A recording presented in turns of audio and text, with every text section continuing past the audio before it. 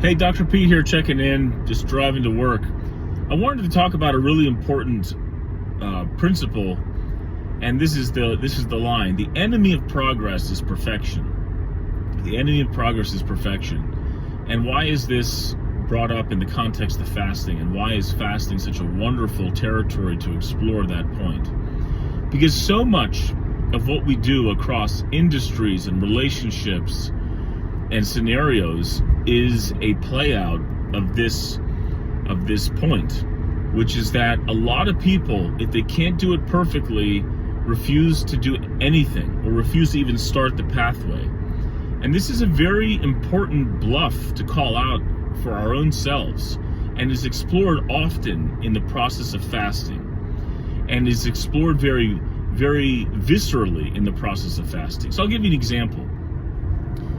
You know, in the Orthodox tradition, and specifically in the Athos diet, you know, we recommend intermittent fasting, we recommend plant-based protein, you're not eating meat for a while, you're not having any dairy products for a while, you're staying active, etc. But the one thing we don't ever address is actually something about the oils.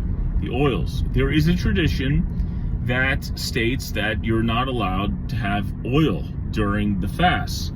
And some people will call me out and say, oh my gosh, you know, you're recommending all these different things, but you're still allowing the oil. And I'm just over it. And the reason is this. First of all, you talk to these people and they can't tell you what oils are allowed or not allowed. Is soy allowed? Is olive oil allowed? Is canola oil allowed? Is vegetable oil? Is the oils in your chips allowed? I mean, there's oil in everything. So they can't really tell me consistently what their position is on that. And they're all over the place and very inconsistent as regards what a legitimate oil is and not. Second of all, I just find the whole topic and discussion so petty and so connoisseur-like. But what also is ironic about this is that oftentimes, these same people who talk about the oils are the same people who are not even fasting in any generic parameter whatsoever. And so the enemy of progress is perfection. They would rather know the perfect way, recommend the perfect way, be zealous about that way, but then at the same time, not take steps themselves to progress. And I think this is something that's very important, because if we can explore this in fasting, as I always say, in such a visceral manner, where we're talking about food and something you have to address every hour of the day for weeks a year, then you can address that the enemy of progress is perfection in every industry, in your own life.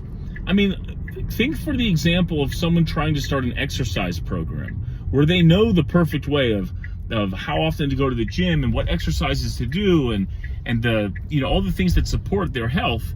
But because they can't work out 7 days a week, they work out 0 days a week. It's classic. Think about relationships.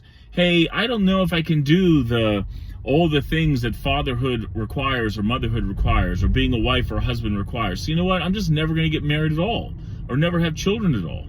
And then think about it in your career. All of these things are related to this idea.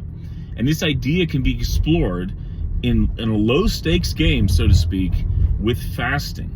And if we can solve that problem with fasting, then we can solve that same dilemma across all sorts of different scenarios and parts of the spectrum in our lives.